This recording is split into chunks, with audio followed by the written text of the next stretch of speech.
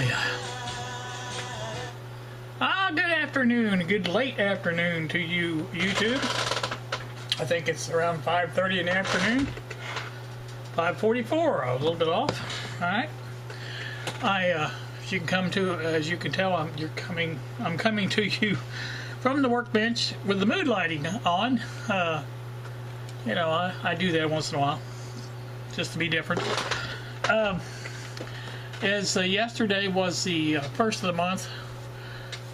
Some of you may know that it's a payday for me, and I was waiting to that day to get my wood for the boombox, and I did in fact pick that up today. Kylie was here for a while. I went got some groceries, got the boombox. Wood, I didn't get exactly what I was wanting. They did not have the 1/4-inch MDF board. They were out of those. But I got something that was very, very close. It was actually a little bit cheaper, not much, but a little bit. And I think it's like a wood type composite. But it's actually got wood grain on it, so, you know, I don't know. We'll see how that works out. It's not a big deal. If I have to go back and get that later on when they've got it back in stock, I can do that. Also, let me go ahead and turn these lights on so we can see what we're doing. Hey! Wearing these suspenders on the outside. I normally have a shirt on over the top of my suspenders. I kind of like them that way because you just seen what happened. The suspender flies off. I bought a couple of these. These are bar clamps, and these are at $4.99 at Harbor Freight. And I have two of those. These are 18-inch clamps.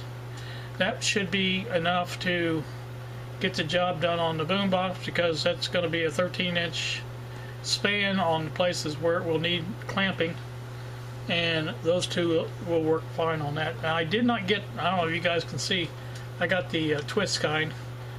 The reason I did that is because I looked at several videos on YouTube about the ratcheting same clamps from Harbor Freight, and I guess they're made out of plastic around in this area, and they tend to break quite a bit. So I went ahead with these. I'm used to these from using these with my other stuff, so they work good. I like the way they work, and that's why I got these. So they're the same price as the ratcheting type. So that's that. Now, also, while I was at Home Depot, I picked this up for my, well, I'm not sure exactly what I'm going to put in there yet, but I needed a place to put transistors. I've got quite a selection of those. Now, this is a 34 compartment. It's a two-sided holder, and if you open them up, which maybe I can do, you can see what they look like. Got two big compartments there, and the rest of them are there. So those should be nice storage trays, and the dividers are in there good and solid. So I'm going to be happy with that, I do believe. And we'll put that down out of the way. Now, I got a lot going on. I haven't made a video in a couple days. Been talking with Robert Gibbons, and some time ago, you guys may recall, I purchased a couple of, actually a couple of these transformers. Now, these are 14-volt 6-amp secondaries, and we have come to determine they will be fine, I believe, for most radios that I work on. It's getting close to 100 watts that they'll handle. Probably in a peak situation they would be handled 100 watts easy, but I think 84 is what we figured out the actual figure was. But I'm going to go ahead and put that together as an isolation transformer.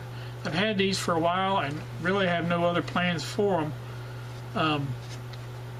You know, obviously it could be used for a lot of different things, but I'm going to try it and make me a little box and have a secondary isolation transformer so that I don't have to tie up my Variac, which is also an isolation transformer.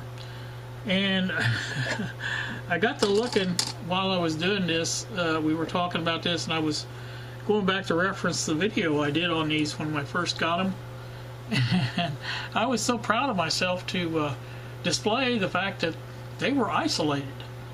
And lo and behold, I didn't even realize it at the time, but I had them plugged into the Variac, which itself is isolated. So I really didn't prove much of anything with that video. But I'm going to redo it again and show it a little bit better with the multiple cameras. I did a shaky cam version of that. That was pitiful. You know, some of the older videos that I've done here lately, you know, I went back and looked at them for one reason or another, and they were bad. So I'm trying to mend my bad habits or whatever and get better at it. But let me take a drink.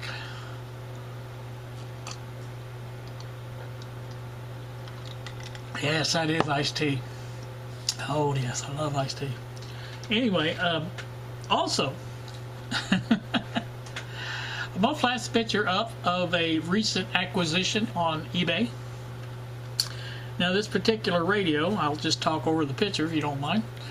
This particular radio was bought for a specific purpose in mind, and the actual radio that I was looking at first went up way too high. It was like $36 or something plus shipping for the exact same radio, and I think the radio itself was in better shape, but you know, it's a very standard 5.2 All-American 5 plastic radio, GE yet. I don't know what else I can say to give you the impression that it's not a very expensive radio, but I gave $5 for this one. The problem with it is the shipping cost was $18.90, I think. I don't understand.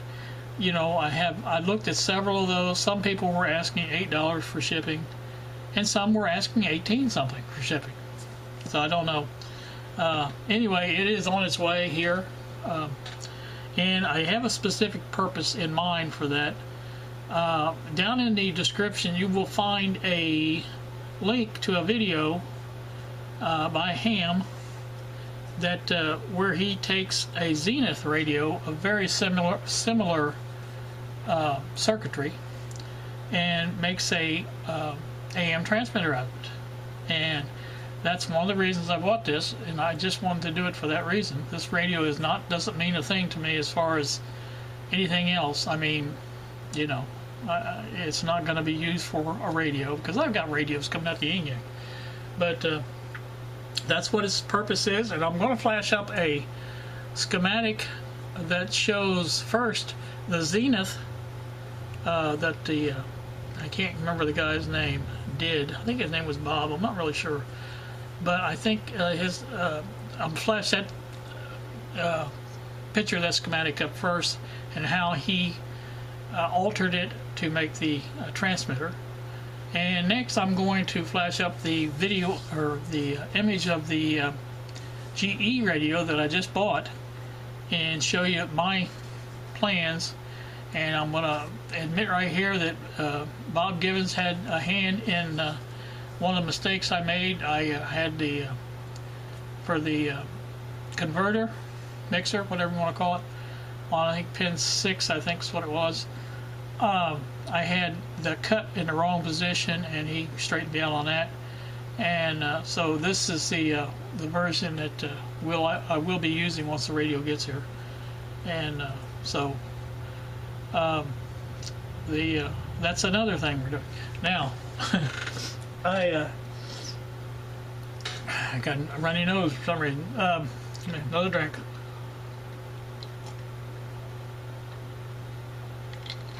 Oh yes, that is so good. Another thing I'm doing is the boombox. Now, most of you know that you've seen the design for it and all that stuff, what I'm going to do is do a cardboard mock-up. Now I know you guys are thinking, oh, here he goes with the cardboard again, but I want to do this for a couple of reasons. One, to make sure the everything's going to fit right, and you know, sometimes you go to you do your best at trying to get the dimensions right, and then, you know, once I start cutting wood, you know, I'm kind of dead in the water as far as adding more wood to it. So I want to be sure that this is the right dimensions, and I will be putting that together. Also, I want to get an idea of the layout of the components other than the speakers. I mean, that's kind of obvious where they're going. There's not too many places they could go, but I want the there's 2 amps involved, 3 amps involved, so I'll need a place for that. And I have my little MP3 encoder, Bluetooth, whatever you want to call the thing, that's got to go in there. And I'm gonna build a complete boombox using cardboard and make sure it functions as I hope it will.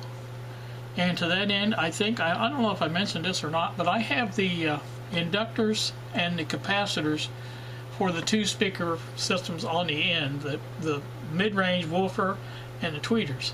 I'll have a capacitor on each tweeter and an inductor on each woofer, and those have come in from Parts Express, so got that. I don't know what else to tell you, but that's what I'm working on. I'm working on all these things at once. And Bob, he had to make the joke when I told him I was going to build a box for these transformers. He says, cardboard or wood? So, you know, I understand you guys. I'm not that stupid. I'm not going to build them out of cardboard. But like I said, this cardboard mock-up is going to be just for me to have an idea of where I can put everything, mounting and wiring, things like that. Basically, once I do this mock-up, I can just take all the components back out, you know, cut the wood, drill the holes, do everything like that, put it together, and then just put the wiring back in where I had planned on putting it. And it should be a much easier job. And I will be doing the speakers, you know, cutting holes for that, getting everything, and I'll probably go through this again with the final wood model of it also, get everything mounted in, the holes all drilled, things like that, take everything apart, paint it, sand it, do whatever I'm doing to that part of it, get all that ready, just put everything back then when it's done. So that's the plan on that. So let me take another drink.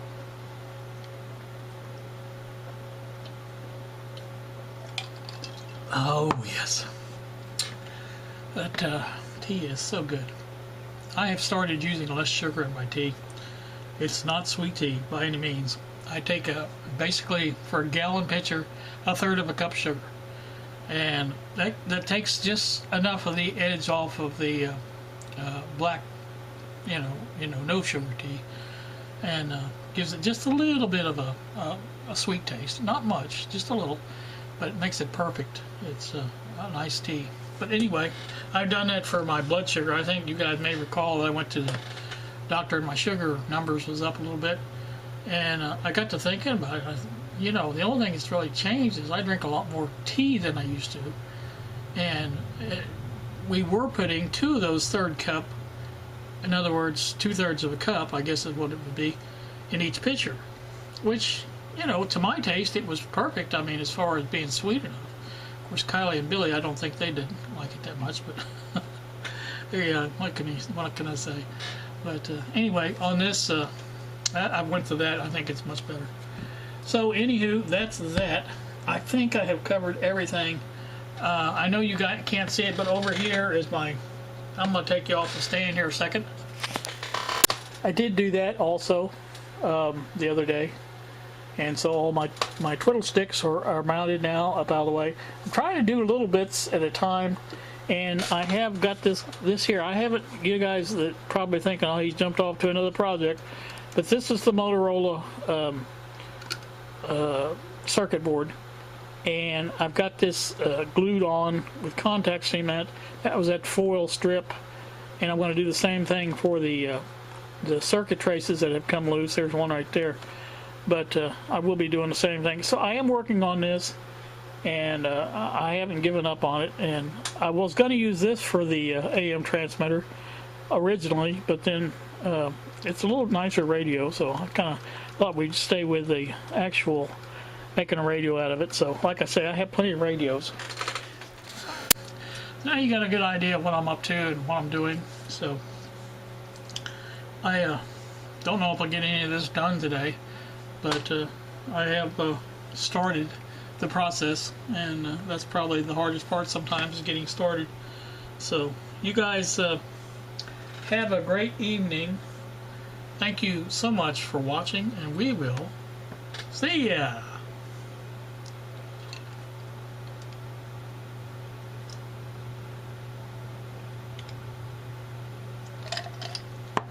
Oh, that tastes good.